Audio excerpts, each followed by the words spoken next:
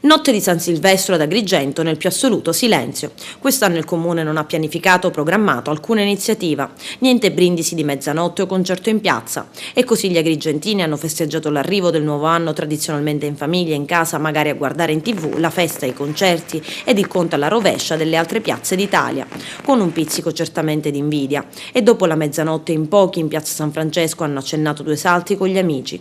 Discorso diverso a Porto Empedocle, dove anche quest'anno l'amministrazione comunale guidata dal sindaco Lillo Firetto ha voluto regalare ai cittadini il concerto di Capodanno. Nonostante il freddo, in tantissimi sono andati in piazza Kennedy per festeggiare il nuovo anno. Ad aprire la serata il gruppo locale I Murritusi, composto da 7 elementi, poi ad esibirsi è stata la DJ Kira Cole, famosa per il Chiambretti Night, che ha fatto da apripista ai Gemelli Diversi. Si è ballato sino a ora tarda e a far da cornice all'evento la nuova via Roma illuminata e infiorata.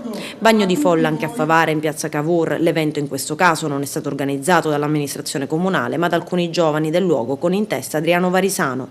Altri hanno scelto di andare ad un cenone di fine anno e trascorrere la serata tra canti e balli nei ristoranti o locali notturni. Altri ancora dopo il brindisi di mezzanotte hanno animato i vari veglioni fino alle prime luci dell'alba del nuovo anno o sono rimasti a casa con amici e parenti a giocare a carte, con il classico cornetto caldo appena sfornato da bar e pasticcerie.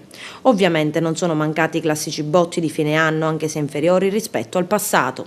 E il primo dell'anno è stato anche l'occasione per visitare il presepe di Montaperto. Al di là di tutto è stato comunque un capodanno all'insegna del freddo e della neve. Molti comuni della provincia hanno salutato il nuovo anno imbiancati. È il caso di Raffadali, dove è venuta giù una copiosa nevicata che non si ricordava da anni.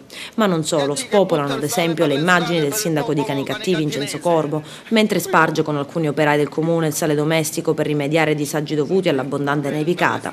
Peccato che il sale si è rilevato poco adatto.